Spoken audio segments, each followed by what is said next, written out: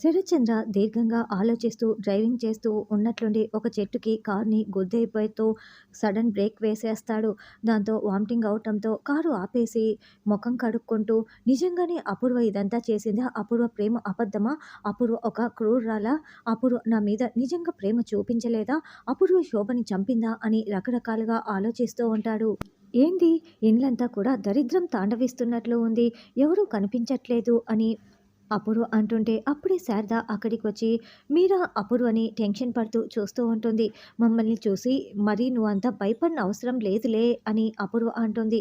ఏదైనా పని మీద వచ్చారా అని శారద అంటుంది. ఓ మన మధ్య ఓ బీరకాయ పీచు సంబంధం తగలబట్టి ఉంది కదా, అందుకేలే రావాల్సి వచ్చింది అని అపూర్వ అంటే, నీ గారాల పట్టి పూరి పెళ్ళి చెడిపోయింది కదా, అందుకేలే సంబంధం తీసుకొచ్చామని మీరా అంటుంది. అప్పుడే అపూర్వ చిటికెలు వేయటంతో ఒకతను లోపలికి వస్తాడు. నేను చెప్పాను కదా ఈ ఇండ్లే అని అపూర్వ అంటే, అబ్బో ఇండ్లే బాగుంది, తల్లి ఇంత బాగుంటే పిల్ల ఇంకెంత బాగుంటుందో అని అతను అంటాడు. ఈ అందంతోనే నా మొగుడిని వల్లో వేసుకుంది అని మీరా అంటే, మీరా ఏంటా మాటలు, అలా మాట్లాడకు అని శారద అంటుంది.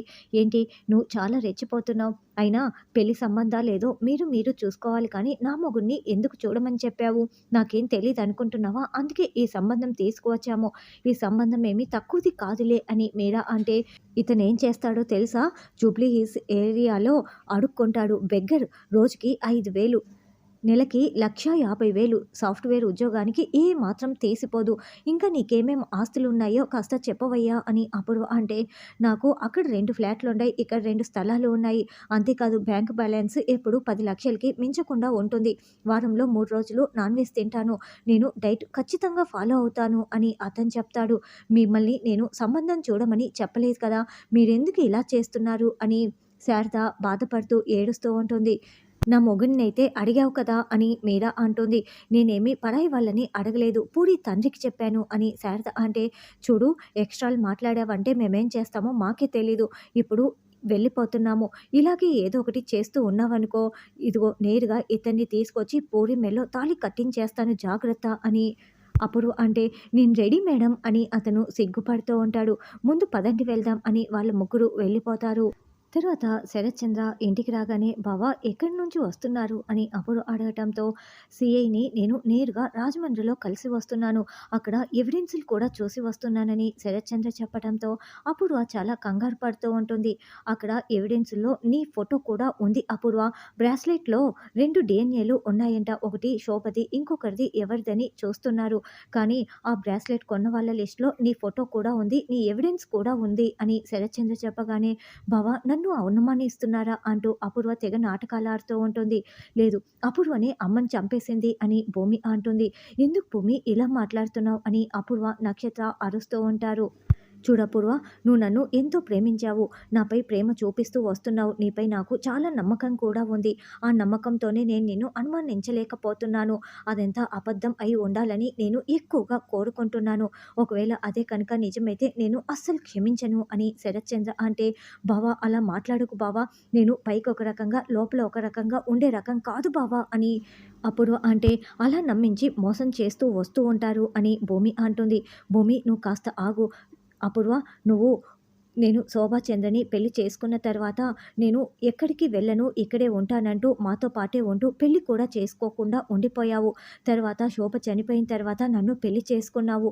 అదంతా సరే కానీ శోభ చనిపోయిన తర్వాత నువ్వు నన్ను పెళ్లి చేసుకున్నావా, లేకుంటే శోభను చంపేసి నువ్వు నన్ను పెళ్లి చేసుకున్నావా అని శరత్చంద్ర నిలదీస్తూ ఉండటంతో భూమి చాలా సంతోషంగా వింటూ ఉంటే అపూర్వ షాకింగ్గా వింటూ ఉంటుంది. ఒకవేళ అదే కనుక నిజమైతే శోభకు పట్టిన గతే నీకు పడుతుంది అని శరత్చంద్ర వార్నింగ్ ఇచ్చి వెళ్తాడు. భయం మొదలైంది కదా, నీ గుండె చప్పుడు నాకు వినిపిస్తోంది, అన్ని నిజాలు బయటికి వస్తాయి, వెయిట్ అండ్ వాచ్ అంటూ భూమి అపూర్వకి వార్నింగ్ ఇచ్చి వెళ్తుంది. చిర్రి కూడా చాలా సంతోషంగా చూస్తూ ఉంటే మీరా నక్షత్ర టెన్షన్ పడుతూ చూస్తూ ఉంటారు.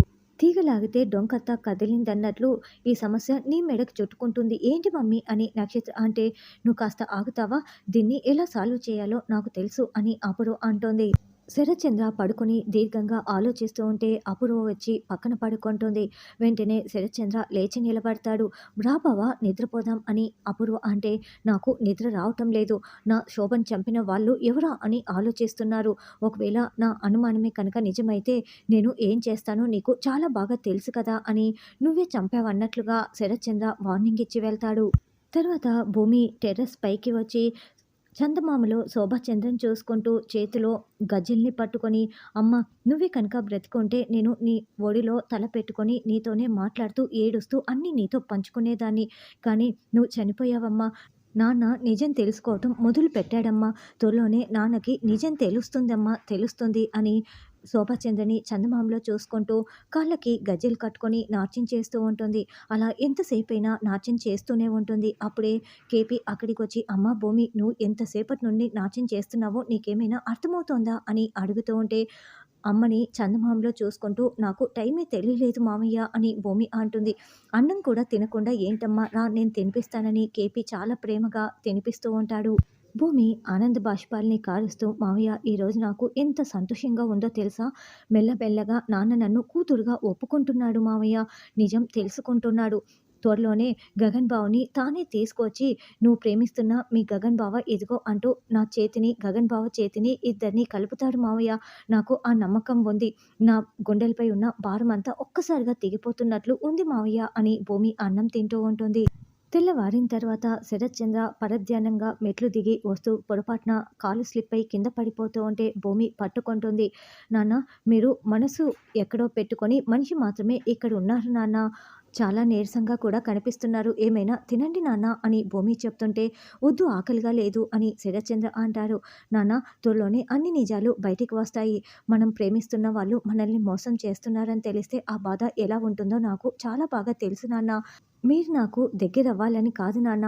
నిజాలు ఎప్పటికైనా బయటికి వస్తాయి. అప్పుడు మీకే అన్నీ అర్థమవుతాయి. ఇప్పుడు అమ్మని ఎవరు చంపారో తెలిసిన రోజు మీరు బాగా ధైర్యంగా, శక్తితో ఉండాలంటే ఇప్పుడు తినాలి, తాగాలి నాన్న. జ్యూస్ తాగండని" తాగిస్తూ ఉంటుంది. ఇదంతా చాటుగా చూస్తున్న నక్షత్ర, "మమ్మీ, వాళ్ళిద్దరూ ఒక్కటే అయిపోతున్నారు" అని అంటే, "నేను చూసుకుంటానులే" అని అపూర్వ అంటుంది. "అమ్మా, అమ్మా, క్యారెట్ హల్వా త్వరగా చెయ్యమ్మా" అని గగన్ కేకలు పెడుతూ ఉంటే శారద కిచెన్‌లో తయారు చేస్తూ ఉంటుంది. తర్వాత గగన్ రెడీ అయిపోయి, "అమ్మ, క్యారేజ్ ఎక్కడ? క్యారెట్ హల్వా పెట్టావు కదా" అని అడుగుతూ ఉంటే, "నాన్న గగన్, నేను క్యారెట్ హల్వా చేద్దామనుకున్నాను. అది కాస్త ఉప్మాలా తయారైపోయింది, చేయలేదని" శారద చెప్పడంతో, "అయ్యో, చేయలేదా? సరేనమ్మా, సరే నేను వెళ్తున్నానులే" అని గగన్ అంటే, "సరే ఆర్డర్ పెట్టుకు తింటావా" అని శారద అంటుంది. "ఆర్డర్ పెట్టుకుంటే అమ్మ చేసిన క్యారెట్ హల్వాలా ఉండదు కదా. వద్దులే అమ్మా" అని గగన్ అంటాడు. "అయ్యో గగన్, ఇన్ని రోజులు క్యారెట్ హల్వా నేను చేశాను అనుకుంటున్నావా? కాదు, అది భూమి తయారు చేసింది" అని, "పోనీ నేను భూమికి ఫోన్ చేసి క్యారెట్ హల్వా తయారు చేసి తీసుకురమ్మని చెప్పనా" అని శారద అంటే, "అవసరం లేదమ్మా. కావాలంటే నేను నేర్చుకొని చేసుకుంటానే కానీ ఆ భూమి చేతి నాకు అస్సలు అవసరం లేదు" అంటూ గగన్ వెళ్ళిపోతాడు. వెంటనే శారద భూమికి ఫోన్ చేసి, "గగన్ బావకి అదే నీ చేతి క్యారెట్ హల్వా కావాలంట. నన్ను తయారు చేయమన్నాడు. కానీ అది కుదరలేదు భూమి ఇప్పుడు నువ్వు" అని శారద అంటే, "అత్తయ్య, మీరు నాకు ఆర్డరు, ఆఫరు 2 ఒకేసారి ఇచ్చారత్తయ్య. ఈ మాత్రం క్లూ ఇస్తే సరిపోదా? నేను చెలరేగిపోతాను. మీరు ఫోన్ పెట్టేయగానే ఇలా క్యారెట్ హల్వా తయారు చేసుకొని ఇలా పట్టుకు వెళ్తాను అత్తయ్య" అని భూమి చాలా సంతోషంగా చెప్తుంది. తరువాత ఇదంతా అపూర్వ వినేసి వెంటనే తారాకి ఫోన్ చేస్తుంది.